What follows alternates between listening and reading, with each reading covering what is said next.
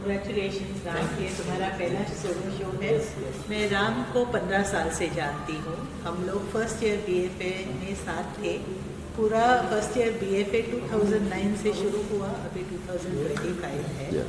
तो राम को sculpture department में देखा, वो स्कल्पचर है, मैं पेंटर हूँ। तो हम लोग as students despite the age difference साथ में थे, तो तभी से जानती हूँ।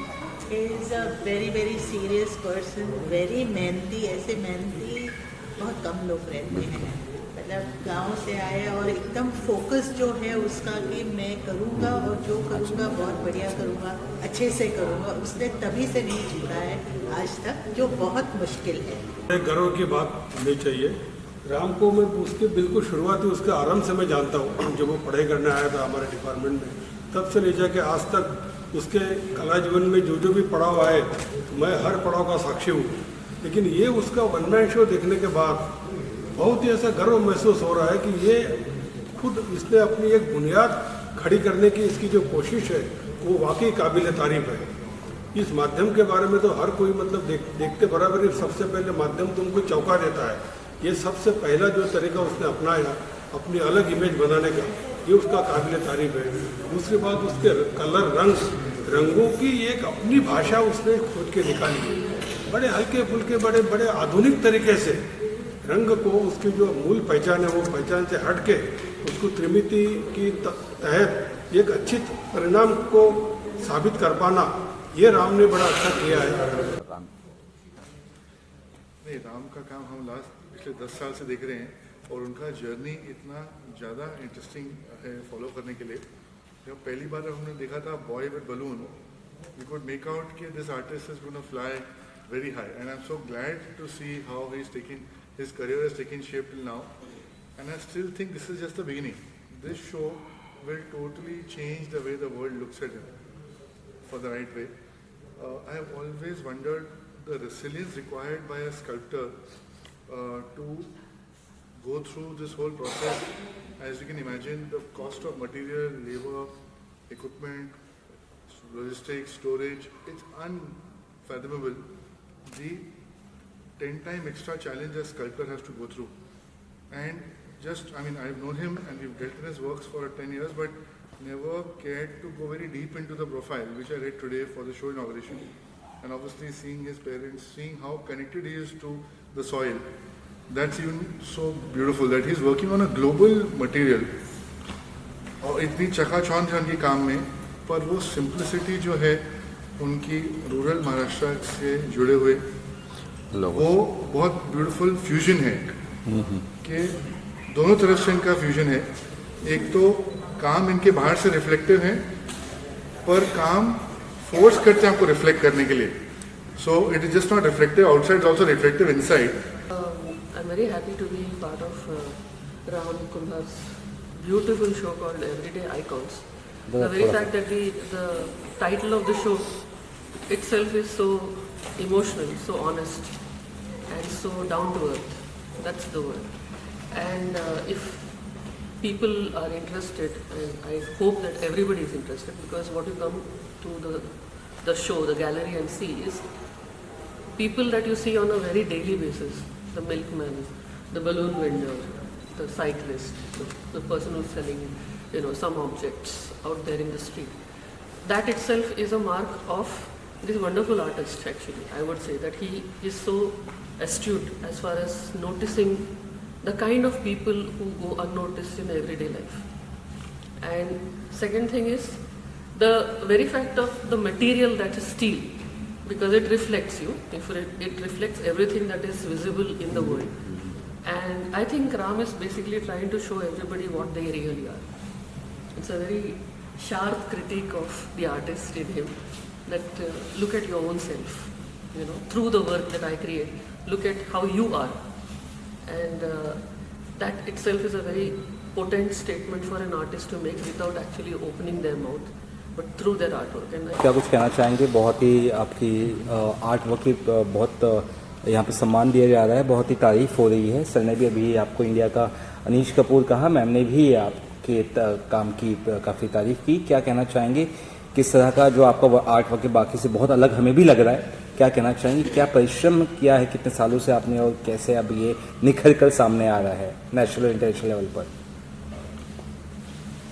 नहीं, अभी मुझे एक आर्टिस्ट के लिए देखा जाएगा तो उसको जो आर्ट वर्क बनाने के लिए जो यूज होता है वो उसका मटेरियल जी मतलब ब्रश रहे या टेनलेस स्टील रहे या मतलब कुछ भी एनी मटेरियल। तो मुझे ये स्टूडेंट लाइफ से ही टेनलेस स्टील में रुचि थी, क्योंकि मैं अभी जब फाइनल ईयर में था मतलब जी। जब पढ़ाई कर रहा था तब मेरा तकदीर अच्छा था कि मेरे को अनिश कपूर का एग्जीबिशन देखने के लिए मिला। अच्छा तो वो मैं बैंड्रा में महबूब स्टूडियो में देखा तो वो टाइम पे मैं शॉक हो गया कि हाँ मटेरियल भी मुझे अच्छा लगा और उसमें हम लोग कुछ कर सकते हैं।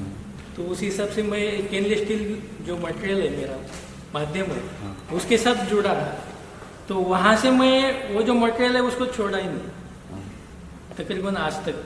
तो उसमें भी मैं खुद को खोजता गया तो वहाँ से मुझे अभी तक ये रिजल्ट मिला। जी ये मेरा अभी का ये जो भी मेरा आर्ट वर्क है वो इसमें आपको दिखाई देगा। बहुत ही रूटेड है, बहुत ही कनेक्टेड है, ज़मीन से जुड़ा हुआ है, जैसे मैम ने भी कहा, सर ने भी कहा। तो इस बारे में बताइए कि आप कनेक्ट रहना चाहते हैं हमेशा इस तरह से कि जैसे कि इंटरनेशनल लेवल पे अनिश कपूर साहब है, बहुत अलग तरह का वो उनका आर्ट वर्क है, बहुत ग्लोबल है, उस तरह से भी आप सोच रहे हैं आगे? नहीं, अभी मेरा बचपन तो ग्रामीण लेवल में ही गया है। मैं पढ़ाई करने के लिए बॉम्बे आया तो बॉम्बे का शहरी जीवन और जी। गांव का जो बचपन में जो मैं शहरी अनुभव है जी। तो उसको दोनों को मैं मैच करके हाँ। मैं आगे भी वैसा ही काम करता हूँ। जी आइडिया किसी दिमाग में गई इस तरह अलग अलग वर्क बनाने के लिए? नहीं, वो तो हम लोग जो रेगुलर हम देखो आर्टिस्ट है, आर्टिस्ट की नज़र अलग होती है। एक सेकंड में हम लोग पहचान सकते हैं कि इसका क्या हो सकता है। तो हम लोग उसको माध्यम मीडियम उसमें थोड़ा इमेजिन करते हैं कि ये अगर मेरे थॉट में चला जाएगा तो उसका रिजल्ट क्या मिल जाएगा। तो उस हिसाब से हम डेली पे काम करते हैं। आर्ट वर्क आपका जो आज है कब से कब तक है, उस बारे में अगर बता सके जनता ये को। मेरा अभी से मतलब आज 9 दिसंबर से 15 दिसंबर तक नेहरू सेंटर गैलरी में खुला रहेगा। जी, और फ्यूचर में क्या कुछ फिलहाल सोच रहे हैं आप करने का, कुछ ऐसा? फ्यूचर में तो आगे मेरा चलता ही रहेगा, एग्जीबिशन चलता ही रहेगा। जी। ऐसा अगर गॉड की इच्छा है, अगर चाहिए तो मतलब आउट ऑफ इंडिया भी जा सकते हैं। और फैमिली के साथ आप पूरे आए हैं, आपके माँ बाप को देखकर कितना प्राउड फील हो रहा है, इफ नॉट रॉन्ग, उस बारे में बताइए आखिर। नहीं, माँ बाप तो मेरे पिताजी और मेरे मम्मी ने अभी तक अच्छा। ये शो कभी देखा नहीं, ये फर्स्ट टाइम देख रहे हैं अच्छा। लड़का क्या करता है। बढ़िया बढ़िया बढ़िया, थँक यू सर मराठीत थोडंसं येतो. ओके. येस येस आमचं आपण देखील सुरू होतं आहे. कसं वाटतं एक पण असं पहिल्यांदा असं फॅमिली वगैरे? नाही हे म्हणजे चांगलं वाटतंय, आनंद वाटतंय. माझं स्वतःचं फर्स्ट टाईम एकल प्रदर्शन होतं आणि आतापर्यंत माझी एक्झिबिशन झालेली आहे पण ग्रुपमध्ये मी केली. होय. पण सध्या फर्स्ट टाईम एवढं मी केली की स्वतःचं सोलो एक्झिबिशन बनवलेलं. एक्झिबिशन वेगळं दाखवलं तुम्ही, सायकल वगैरे किंवा दूध देणारा मुलगा वगैरे काय काय व्हरायटी काय काय दाखवली म्हणजे त्याच्यामध्ये? नाही, त्याच्यामध्ये सगळीच काम आहेत. प्रत्येक त्याचा वेगवेगळा सब्जेक्ट आहे. हा बलून रिक्षावाला आहे, ते तिकडे दूधवाला आहे, तिकडे वॉटर बबलचं काम आहे, टेडी बियर आहे. पण आणखी बॉलची पण अनटायटल काम आहे जे की कंपोजिशनमध्ये म्हणजे त्याला अनटायटल तुम्ही तो वेगळा बघा. म्हणजे डोक्यात जर तुम्ही पहिलं ठरवता की अशा रीतीने आपल्याला करायचं किंवा त्याच्यामध्ये काहीतरी असा वेगळा विषय असतो किंवा तुम्ही काहीतरी सांगू शकता वगैरे पब्लिकला की याच्यामध्ये काहीतरी कारण आहे? नाही, कॉमन सब्जेक्ट आहे ते, याच्यावरती काही सांगण्यासारखं असं काही नाही. तो समजून घेतो, बघितलं. ओके. आणि कधीपासून सुरुवात, कधी पण समजायची? ही 9 तारखेपासून 9 डिसेंबरपासून ते 15 डिसेंबरपर्यंत ओपन आहे. Nehru art gallery. वहिनी तुम्ही काय सांगाल सरांविषयी? तुम्ही काम पाहिलं तर तुम्ही काय